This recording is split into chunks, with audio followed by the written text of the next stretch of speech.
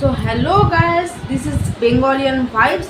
আজকে অনেকদিন পর আমি ভিডিও ছাড়ছি আবার, কারণ মাঝখানে আমার অনেক প্রবলেমস ছিল, জন্য ভিডিও ছাড়া হয়নি।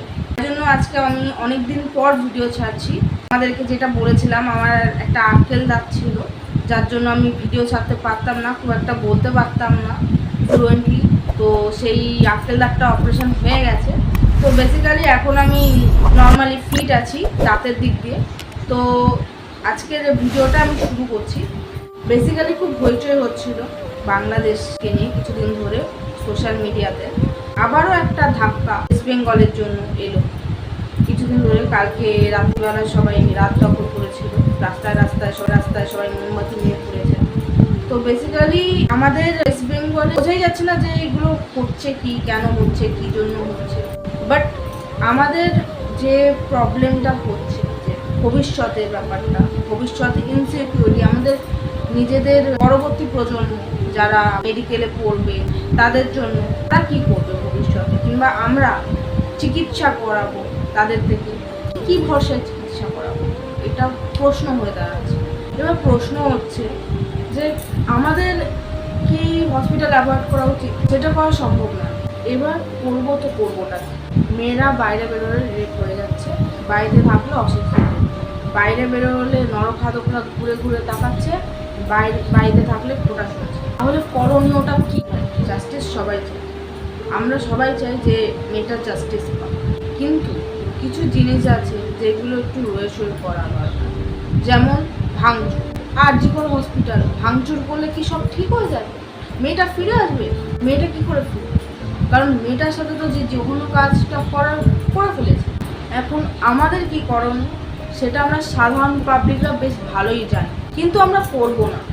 জাস্ট বিকজ আজকে একটা জায়গায় খারাপ কিছু হয়েছে, তো সেই জায়গাটা আমরা ভাঙচুর করতে যাচ্ছি। আমাদের মেন করণীয় হচ্ছে সেই জায়গাটাকে অ্যাভয়েড করা। ইয়েস, কারণ আমাদের সাধারণ পাবলিকের টাকায় সেই জায়গা কিংবা সংস্থাগুলো চলছে। আমরা যদি সেই জায়গায় অ্যাভয়েড করতে শুরু করে দিই, সেই জায়গার দিকে আর ঘুরেও তাকাই না, তাহলে সেই জায়গা আর চলবেই না। সুতরাং ফুললি ক্লোজ হতে বাধ্য হবে।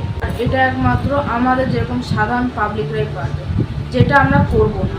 আমরা আজকে ভাঙচুর করব, নেক্সট দিন ভুলে গিয়ে আবার সেই জায়গা থেকে ট্রিটমেন্ট করাবো। ভাঙচুর তো দূরের কথা, তাদের গেটের বাইরে একটা কুকুর বিড়ালও বসবে না, এরকমটা করে দিই না। সাধারণ পাবলিকদের মধ্যে যাদের টাকা আছে তাদের তো অনেক বড় বড় বিষয়, ওই বড় বড় জায়গা থেকেই ট্রিটমেন্ট পাবে। তারপর যদি কোনো অ্যাক্সিডেন্টালি কিছু ঘটে তাদের পেশেন্টের সাথে, ওই হসপিটালই ভাঙচুর করাবে। কেন ভাই? ভাঙচুর করে কোনো সলিউশন নেই।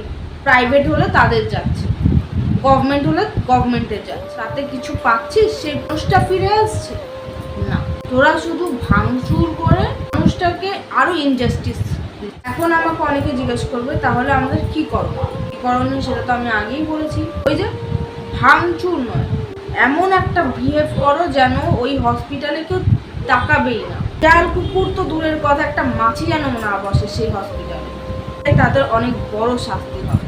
কেন ওএমজি ফিল্মটা কেউ দেখেনি? ওএমজি ফিল্মটা তো আগেই বলে দিয়েছিল এমন করো যাতে এদের এখানে কোনো কুকুর বিড়াল না বসে, মানুষ তো দূরের কথা। সেটাই আমাদের রিয়েল বাস্তবে যেখানে এই দুর্ঘটনাগুলো ঘটছে সেখানে অ্যাপ্লাই করা দরকার। তাতে হয়তো সেই মানুষটা জাস্টিস পাবে। শুধু মোমবাতি হাতে নিয়ে বা প্ল্যাকার্ড ঝুলালাম উই ওয়ান্ট জাস্টিস, সেটাতে জাস্টিস মানুষ পাবে না। আসল জাস্টিস হচ্ছে সাইলেন্স করে একটা জায়গাকে পুরো বরবাদ করে দেওয়া যায়, কারণ ওইসব জায়গা আমাদের মতন মানুষদের টাকায় চলছে। সুতরাং সব জায়গায় অ্যাভয়েড করো যেই জায়গায় একটা মানুষের জীবন নিয়ে খেলা হয়, কারণ একটা মানুষের জীবন কোটি টাকা দিলেও ফিরিয়ে আনা যায় না। আজকে আমার এই ভিডিওটা বানানোর উদ্দেশ্য শুধুমাত্র একটাই মেসেজ দেওয়া, পরবর্তী আমাদের প্রজন্ম কি শিখছে, এদের জীবনে কি হতে চলেছে। তারা যখন মেডিকেল করতে যাবে তাদের সাথে যে এরকম কোনো নরকীয় ঘটনা ঘটবে না, এটা গ্যারান্টি নেই।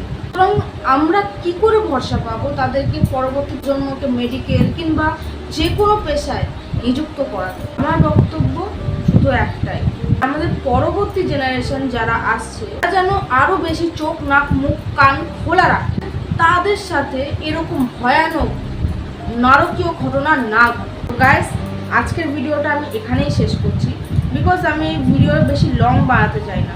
এই ভিডিওটা খুব সেন্সিটিভ, তাই জন্য আমি এই ভিডিওটা বেশি লং করতে চাই না। আমার যেটুকু মূল বক্তব্য ছিল আমি তোমাদের সামনে তুলে ধরলাম। এই ভিডিওটা ভালো লাগলো অবশ্যই লাইক সাবস্ক্রাইব করে দিও। আমি এটা ভিউজ পাওয়ার জন্য এই ভিডিওটা আজকে বানাইনি, যেহেতু এই ব্যাপারটা খুবই মারাত্মক এবং সেন্সিটিভ, তাই জন্য এই ভিডিওটা বানাতে আমি আজকে বাধ্য হলাম। তো প্লিজ সবাই ভালো থেকো, সুস্থ থেকো, আর হ্যাঁ অবশ্যই প্রতিবাদ করো, কিন্তু সাইলেন্সে করো।